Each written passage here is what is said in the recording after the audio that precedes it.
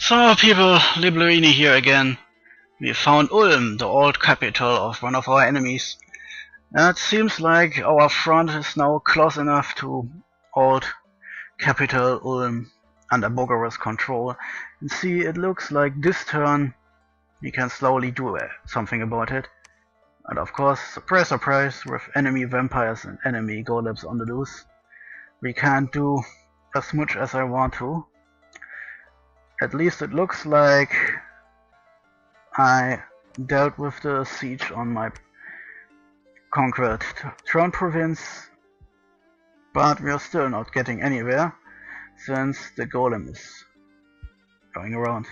At least now I have the fire spirit I wanted as backup, so the anti-vampire squadron is ready, and now I'm going to test it. I'm also building some more temples to destroy Bogar's dominion here, so his vampires can't move with impunity without getting hindered. Yeah. I'm feeling like I should have a dictionary open when I'm doing those videos. Or it's some kind of mental fatigue because I'm now slowly closing in on the second hour of talking.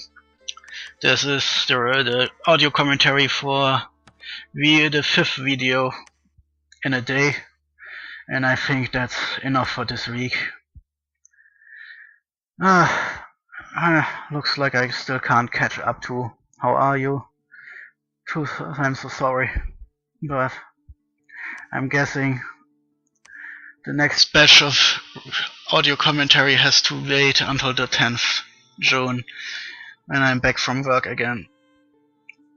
Anyway, at least this chunk of audio commentary should help out a little bit with this fuck it, I'm falling behind issue. Also, it would be nice if my raw footage wouldn't crash all the time. I guess my computer really doesn't like me today. Well, that guy is finished, and of course I have new armies to script. Oh joy, oh joy. I've also made some crap for no, wait a minute, I think that was from Pangea, a gift. I remember faintly him at one point standing around water magic stuff he had forged for some reason. I'm guessing some sort of apology for staling his turns. For those not in the know, staling means you're not making your turn and let the timer run down, annoying everyone. And chain staling means you're just stop to play the game completely. And this means, since our timers are at least 24 hours, this means, generally speaking, every player is now being forced to wait until the new turn comes around. And in late game games like this, the timer is often multiple days. And then it gets super annoying if someone stops playing, because then, regardless of how many people have made their turns, because that one last guy isn't taking his turn, it means the timer has to run down, and everyone has to wait multiple days until it gets forward. So this is my explanation for chain stalling. Now back to the game at hand. Mostly it's same old. Units are moving around. Some clashes have happened, but around this time I was also fighting off fatigue about the game. That's the explanation why the last turn was just 7 minutes and this one is just 12 minutes. Most of what I was doing was basically just holding the fort, making sure recruitment keeps running, making sure summonings and forging keeps running, and making sure that armies are going to where they're supposed to be going. Scripting and that stuff I basically didn't do at all in those short turns, or if I did, then I did it off screen. Too bad that all those recordings are half a year old, or I could tell you in which video I really only had a couple minutes time to do it, and in which ones I sat an hour scripting stuff and then recorded 5 minutes. I know I did both things, but I can't really tell you which of those short videos are which one of those kinds. And yeah, I'm still trying to make my stealth army thing work, just using the completely wrong type of game for it. And of course I'm still trying to get this middle fortress there to clear the path and march forward. Right now for our empire the main goal is getting to Ulm and snatching the old capital of Ulm away from Bogarus. The next goal will be to push him back to his capital and join up with Garth. Ah yes, Garth now has 3 of 5 global slots running, and theoretically he would be the largest threat. The thing of course is, in this kind of games you can't just go and mathematically calculate who is the most dangerous and then mindlessly attack him. That would make you as stupid as the AI is. So in this case, for example, because Garth is too powerful to fight directly, and because he has provinces right next to my capital, and because I was allied the entire game already with him, tons and tons of reason to not fight him regardless of how powerful he is. There comes just a moment in a game where you have to realize that a direct fight, regardless of how necessary it is completely impossible. So the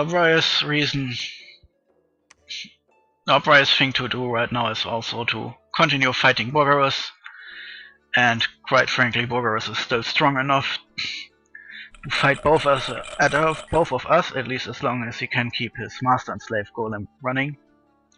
But we are still winning, but very, very slowly. If it were just one of us alone, we would be pretty much fucked, because, as you saw, his master and slave golem is essentially just a area denial weapon. And stops whatever player, whoever is getting targeted, dead. Called dead. Right now I'm the one getting visited by the golem, so my armies tend to get stopped. But it also means that if I progress, Garth won't progress because he has to deal with the master and slave golem.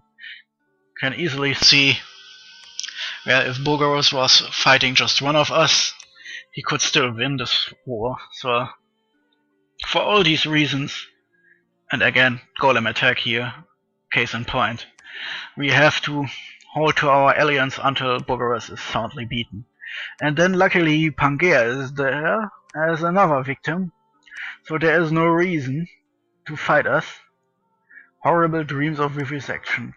I'm guessing we got a province ceded by Garth. Another problem of course, friendly fire in Magic. But anyway, the game is getting closer and closer to the end. So even if Bogus keeps freeing my blood slaves, and if I accidentally stumble upon a province seeded with horrific creatures from the outer void, the game will still long be over, and the poor bastards who will have to deal with this won't be us, the players. My throat is getting sore. That's not my best idea. But at least, these are 5 videos completed. A chunk of work done. A couple of weeks and we should be done with this. And I started something down there in White Forest. Yes, the lightning rock to and storm spool. This means with this Harapsaraf tries this one weird air spell to construct some kind of undead monstrosity, he can now make 3 more. And since the spell is really cheap and needs air gems, this means I can make tons of those corpse constructs. So over time now I will collect more and more air mages in that province, since I can't use them on the battlefield. And I will give those air mages and other useless mages with at least 1 path in air those rods and those storm spools, and then I will set them to summon corpse constructs forever. And each of them will make again a bunch, 4 or 5, forgot which one. Anyway, for something absurd like 1 or 2 gems, and there will be more and more each turn. This will hopefully be a nasty surprise for Bogarus, but it will take a while to get this undead engine running. And I honestly don't know if I can even really spool it up before the game is over. But the idea of having an endless army of undead marching forward from my lands is too appealing, so I'll try my best. More and more air mages will wander off into the province. More and more rods and storm spools will be forged. And then the undead engine will be started.